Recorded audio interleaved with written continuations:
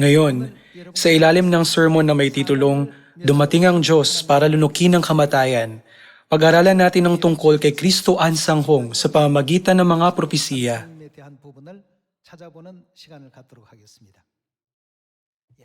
Darating ang Diyos sa lupang ito sa laman sa ikalawang pagkakataon. Isa itong masayang balita para sa sangkatauhan. 2,000 taong nakalilipas nang dumating si Jesus sa lupa. Ang tatlong pantas ay bumisita kay Jesus, nagdadala ng mahalagang kaloob.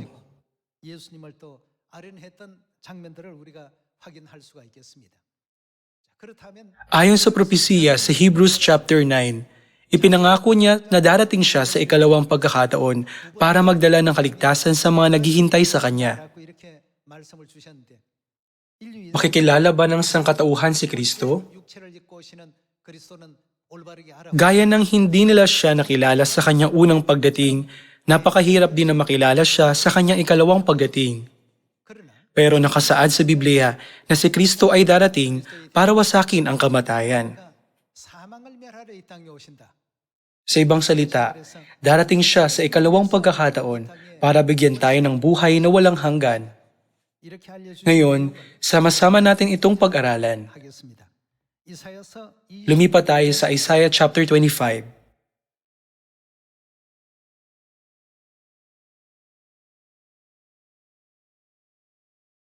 Tingnan natin ang Isaiah chapter 25 verse 6.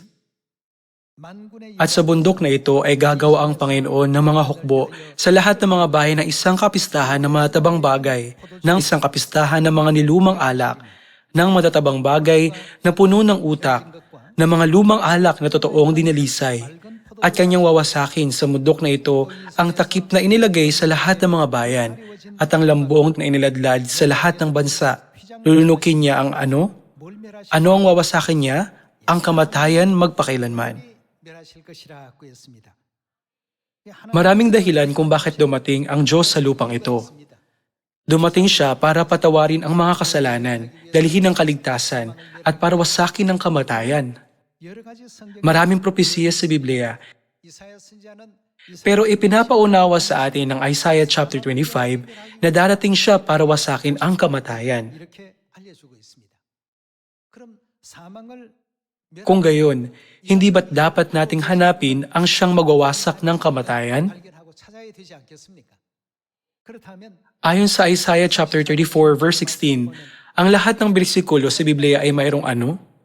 Ang lahat ng ito ay mayroong kapareha.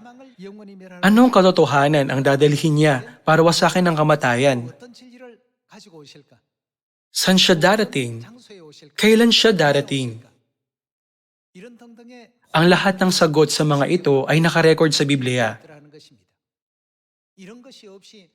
Kung malabo tayong maniniwala sa isang tao nang hindi naiintindihan ang mga propesiyang ito, maaari tayong mapunta sa walang hanggang impyerno.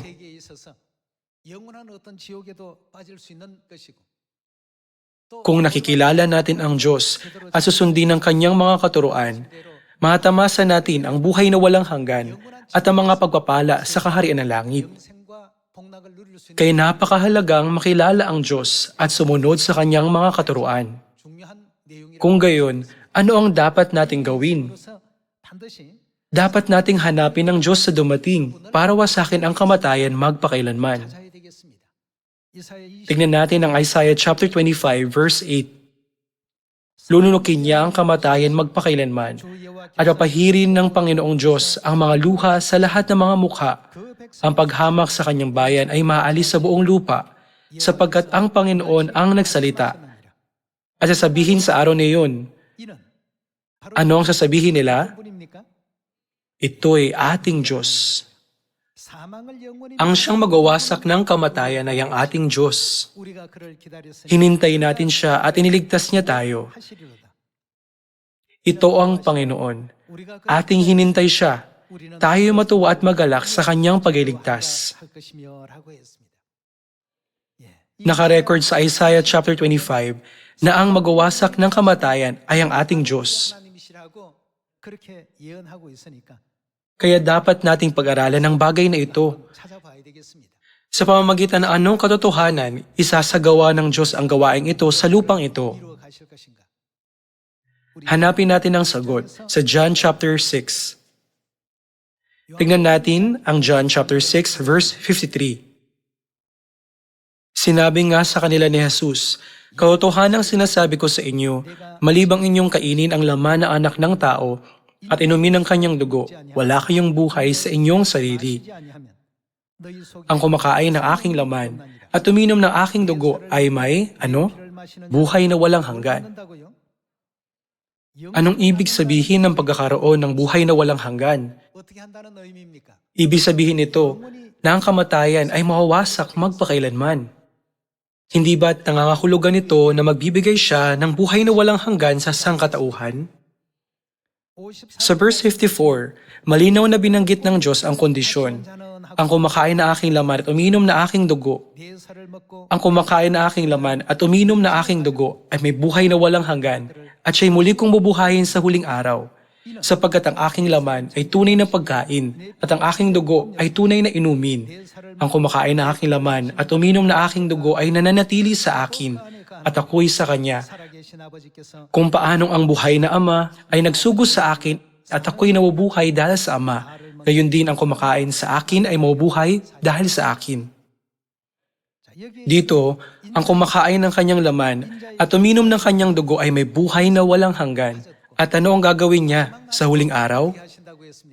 Siya ay muli niyang bubuhayin. Kung gayon, paano natin makikilala ang Diyos sa dumating sa laman? Dito, sa John chapter 6 verse 53, 54, 55 at 56, ipinapaliwanag sa atin kung paano wawasakin ng Diyos ang kamatayan. Ang kumakain ng laman ng anak ng tao at uminom ng kanyang dugo ay may buhay na walang hanggan at muli ko siyang bubuhayin sa huling araw. Pakiusap, bigyang pansin ang bagay na ito. Anong uri ng mga tao ang muling bubuhayin ng Diyos sa huling araw?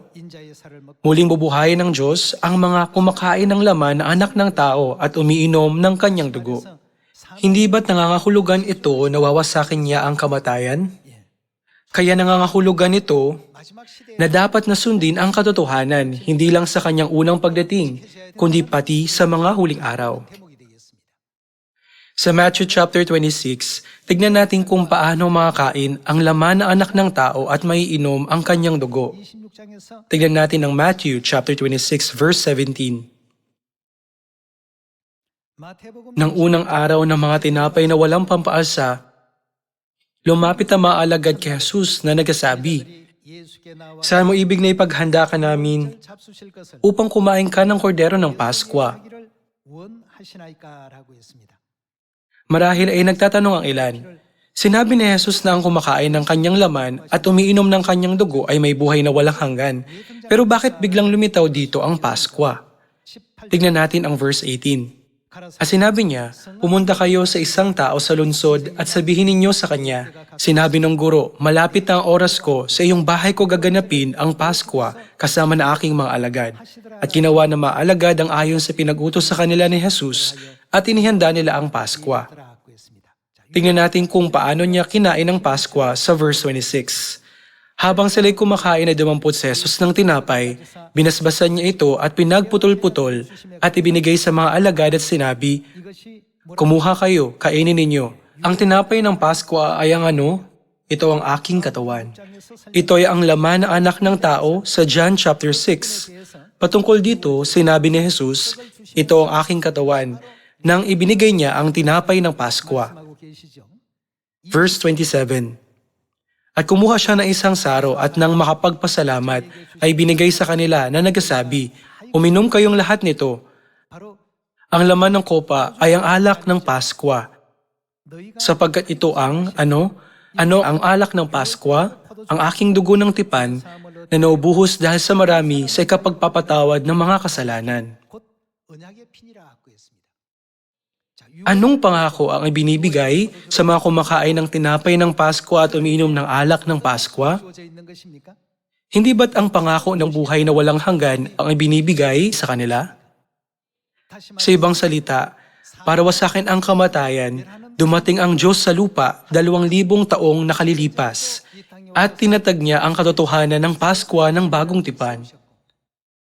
Mga 1,700 taon matapos mawala ang katotohanan ng Pasko ng bagong tipan sa lupa, dumating muli ang Diyos sa lupa para muling ibalik ang nawalang katotohanan. 잃어버렸던 새 언약의 생명의 그 유월절 진리를 회복해 주시고 우리 모든 인류인 Hindi ba't dumating siya sa ikalawang pagkakataon para ituro sa sangkatauhan ng tipan 그 길을 upang hindi na tayo muling humarap sa kamatayan? 두 번째 오시게 된 것 아니겠습니까? Sa loob ng mahigit 1,000 taon, ang Pasko ay hindi naipagdiwang sa lupang ito. 지켜지지도 아니하였고 Sa kabila ng pagbabasa ng Biblia, maraming teologo ang hindi makita ang katotohanan ng Paskwa na nagawasak ng kamatayan. 보고 살피고 연구해도 찾아내지를 못했습니다. Kung gayon, bakit? Sino ang magsasagawa ng gawaing ito? Sinabi sa Isaiah chapter 25, ito'y ating Diyos.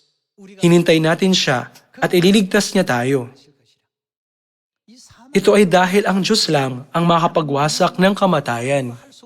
Hindi ba't maaaring basahin ng sinuman ng Biblia at pagkatapos ay gawin ang bagay na ito? Kung isipin, madali lang iyong gawin. Pero ang Diyos ay pumipigil sa sinuman na gawin ang madaling gawain ito.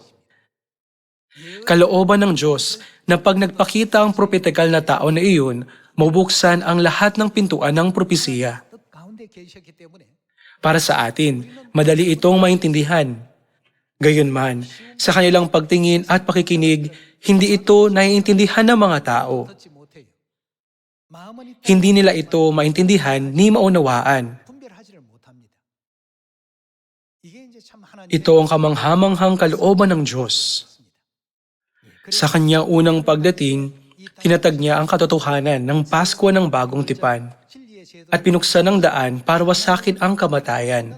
이와 같은 그 길을 열어놓으셨습니다만 원수마귀는 Gayunman, inalis ng Diablo na kaaway ang Paskwa 결국 sa pamamagitan ng konseho ng Nicea noong AD 325. 된 상태로서 Sa loob ng mahigit 1,700 taon, 그러도록끔 그 누구도 walang naghayag ng katotohanan ng Paskwa ng bagong tipan. 내지 못하고 지키도록끔 알려주지도 아니하고 결국 Sa huli, malibang dumating siya at personal tayong turuan, 힘을 주지 아니하고는 walang sino man ang makakapagdiwang ng Paskwa, ang katotohanan ng buhay. 지킬 수가 없고 또 알아낼 수가 없기 때문에 그런 어떤 현상이 일어날 수밖에 없었던 것이죠.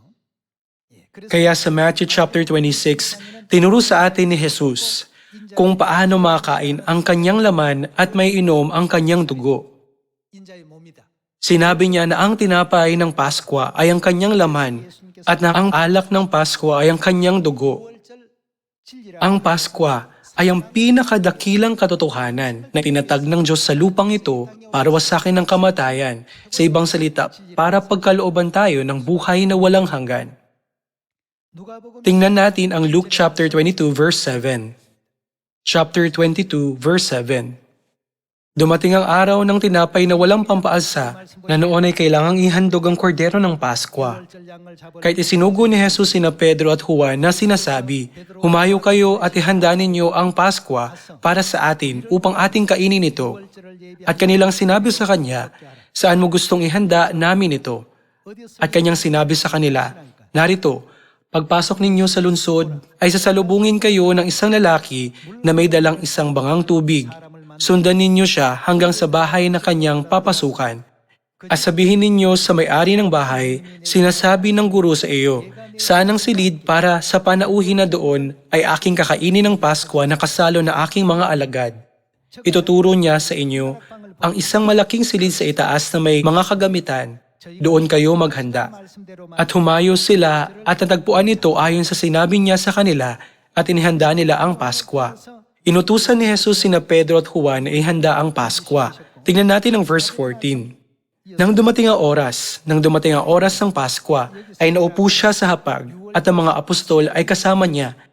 Sinabi niya sa kanila, pinakahangad kong, ano? Ano ang pinakahangad niyang gawin? Kainin na kasalo kayo ang kordero ng Paskwang ito bago ako magdusa. 하고 원하였다 고 했습니다.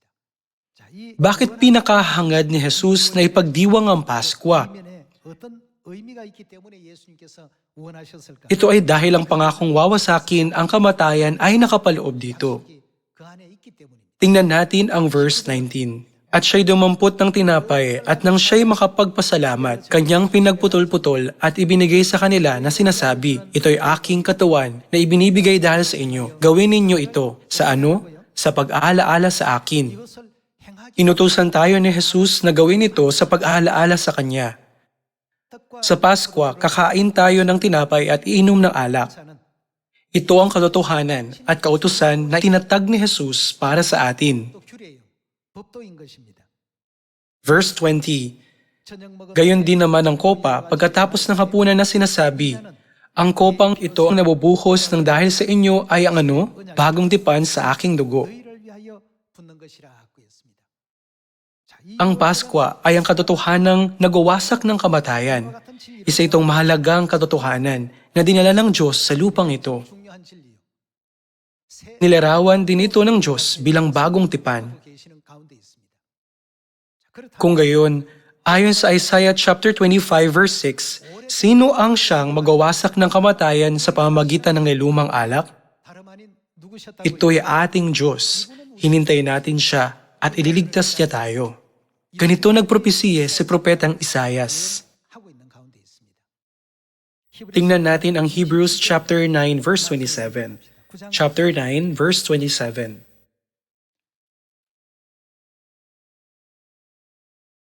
At yamang itinakda sa mga tao ang mamatay na minsan at pagkatapos nito ay ang paghuhukom, ay gayon din naman si Kristo na inihandog na minsan upang dalhin ang mga kasalanan ng marami ay magpapakita sa pangilang pagkakataon, 이르게 하기 위하여 sa ikalawang pagkakataon, hindi upang harapin ang kasalanan kundi upang iligtas ang mga sabik na naghihintay sa Kanya. 하시리라 하고 했습니다.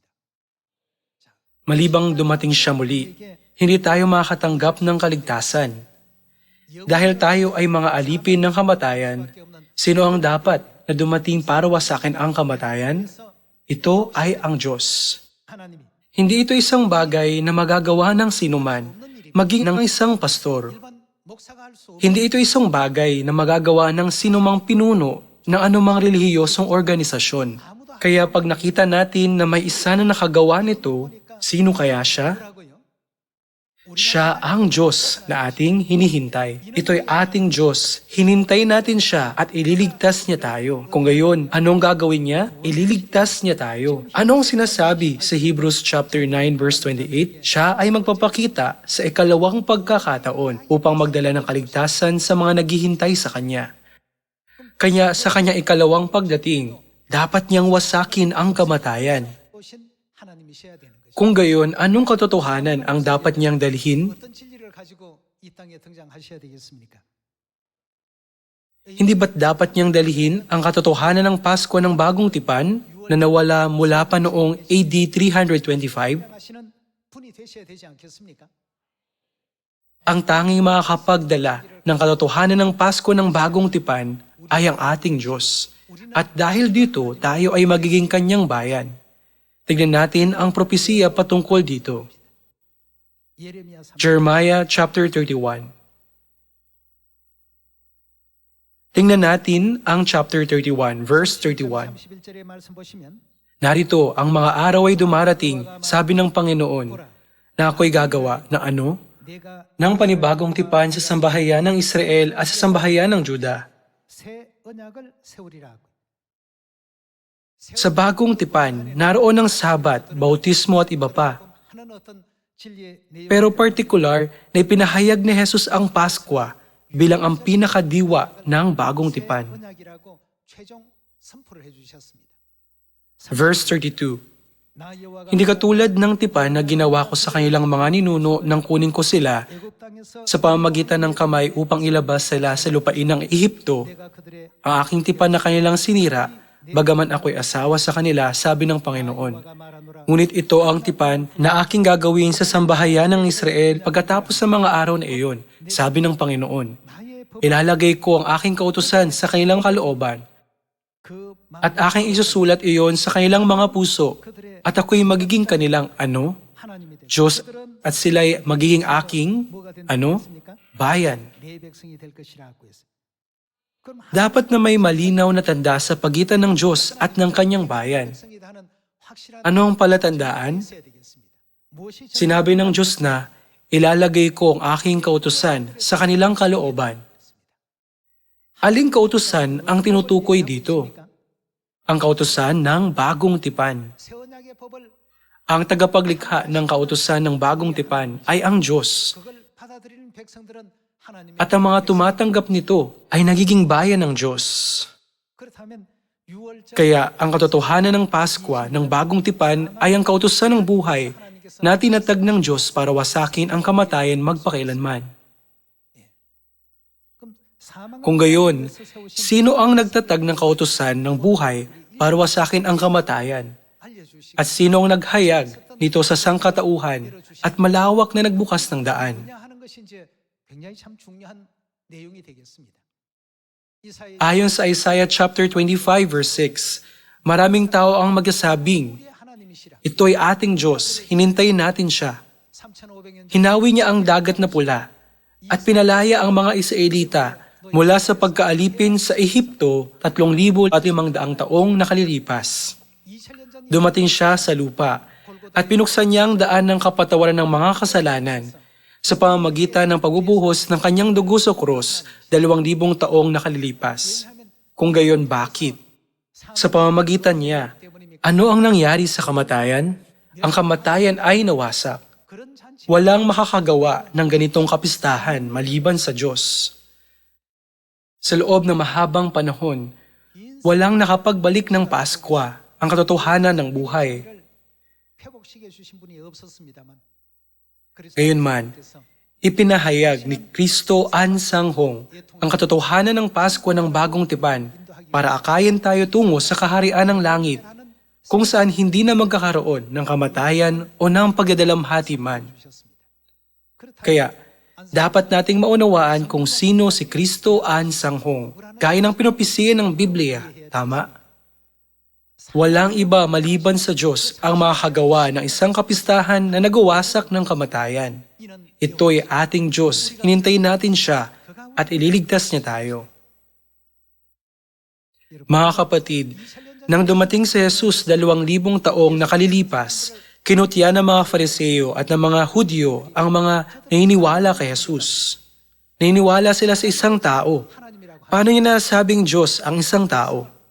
Kaya sina Pedro, Pablo at ang lahat ng banal ng sinaunang simbahan ay tinawag na mga erehe. 전부 들었습니다. Gayunman, sa panahon ng Espiritu Santo, 우리는 dapat tayong maniwala sa propesiyang ito ng Biblia. 예언을 믿어야 되겠습니다. 이 예언 Tinupad ni Kristo Ansanghong ang propesiyang ito.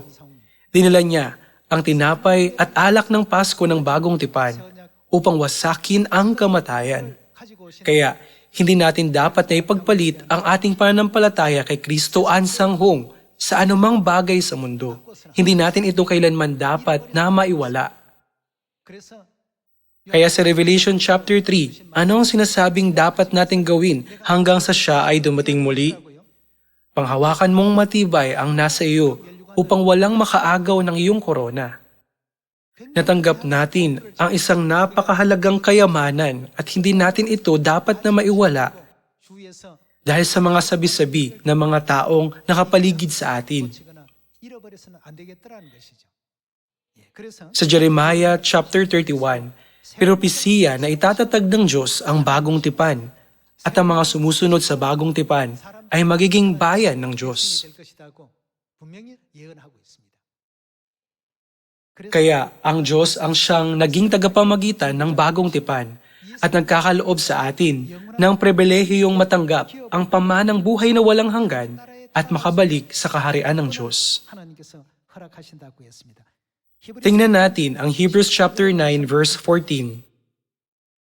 히브리서 9장 Chapter 9 verse 14. Gaano pa kaya ang dugo ni Kristo na sa pamamagitan ng walang hanggang espiritu ay inihandog ang kanyang sarili na walang dungi sa Diyos 어찌 너희 양심 ay maglilinis ng ating budhi mula sa mga gawang patay upang maglingkod sa Diyos na buhay. 못하게 하겠는요? Kaya't siya ang tagapamagitan ng isang bagong tipan. 언약의 Si Jesucristo ang tagapamagitan ng bagong tipan 가르치죠. upang ang mga tinawag ay tumanggap ng pangako na pamanang buhay na walang hanggan. 죄를 속하지 Yamang naganap ang isang kamatayan na tumutubo sa kanila mula sa mga pagsalansang sa ilalim ng unang tipan. 하려 하심이라고 했습니다. 예. 결국 Siya ang naging tagapamagitan ng bagong tipan 백성들에게 upang ang mga nasa bagong tipan ay makatanggap ng makalangit na pamana. 수 있도록끔 새 언약의 중보가 되셨고 새 언약 진리를 우리 자녀들에게 전파해 주셨고 Ipinangaral niya ang bagong tipan sa atin para masunod natin ito. 바로 그런 Nasulat ito sa Hebrews chapter 9. 있습니다. 새 언약 Kung wala ang bagong tipan, makatanggap ba tayo ng makalangit na pamana? 있을까요? Sa Hebrews chapter 9, maintindihan natin na ang hindi nakatanggap ng biyayang ito 그러한 사람 ay hindi kailanman makakapasok sa langit. 이룰 수 없다는 것을 쉽게 이해해 볼 수가 있겠습니다. Kung gayon, kailan siya muling darating para ituro ito? 하시겠다고 하셨습니까? 미가 Tingnan natin ang Micah chapter 4 verse 1.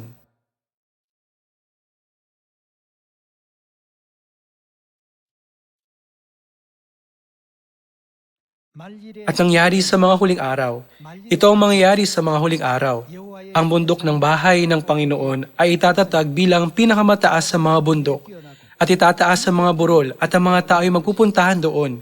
At maraming bansa ang darating at magsasabi, "Halikayo, tayo umahon patungo sa bundok ng Panginoon at sa bahay ng Diyos Jacob upang ano? May turo niya sa atin ang kanyang mga daan." 가르치신다고 했어요. 1700년 동안 Hindi natin kailanman malalaman ang katotohanan ng bagong tipan na nawala sa loob ng halos 1,700 taon malibang ituro ito sa atin ng Diyos. 스스로 할 수 있는 그런 방법과 길이 없습니다. 그가 그 Upang maituro niya sa atin ang kanyang mga daan at tayo'y, makalakad sa kanyang mga landas 어떻게 upang makasunod tayo sa kanyang mga katuruan. Ngayon, sa pagsasagawa ng kanyang katuruan, hindi ba't natuklasan natin na ang katotohanan ng bagong tipan ay ang katotohanang nagawasak ng kamatayan? 예, 그가 Upang maituro niya sa atin ang kanyang mga daan 우리가 그 at tayo makalakad sa kanyang mga landas sapagat mula saan? Sa Zion ay lalabas ang kautusan at ang salita ng Panginoon mula sa Jerusalem. 하나님 Kung ang Diyos ay hindi personal na dumating at nagturo sa sangkatauhan ng kanyang mga katuruan, 여러분도 저도 hindi natin malalaman na ang Sabat ay Sabado, na ang Pasko ay ang daan ng buhay at kung ano ang bagong tipan. Tayo ay magiging tulad ng lahat ng tao sa lupa. 땅에 다른 사람들이 살아가는 대로 Sinasabi nilang, "Naniniwala ako kay Jesus," pero sumasamba sila sa Diyos-Diyos ang araw sa simbahan sa pamamagitan ng linggong pagsamba, ng Pasko at ng krus. 행위를 교회 내에서 하고 있기 Kaya tinawag ni Propetang Ezekiel ang kanilang mga gawa na kasuklam-suklam na bagay. 때문이라고 했습니다. 입과 입 Inaangkin nilang sumasamba sila sa Diyos. Pero ang kanilang mga gawa ay pagsamba sa Diyos-Diyos ang araw. 그래서 Kaya ipinapakita ng mga propesiya na parurusahan silang lahat ng Diyos. 예언들을 바라볼 때 Ang makalangit na amang Kristo ang sanghong at ang makalangit na inang bagong Jerusalem ay dumating sa lupa para iligtas tayo mula sa kamatayan at para akayan tayo tungo sa kaharian ng langit kung saan hindi na magkakaroon ng kamatayan. 영원한 Dapat tayong maghandog ng walang hanggang pasalamat at papuri sa kanila. Muli nating iukit ng malalim sa ating mga puso ang titulo sa araw na ito na Dumating ang Diyos para lunukin ang kamatayan at nang may higit na pananalig, panghawakan ang mga salita ng katotohanan sa Biblia. 큰 확신을 가지시고 우리 Hinihiling sa lahat ng ating kapatid sa Zion na mangaral sa mga taong nakapaligid sa atin na si Kristo ang sanghong ay ang totoong Diyos. 다 되시기를 부탁드립니다. Nais kong tapusin ang sermon ngayon. Maraming salamat.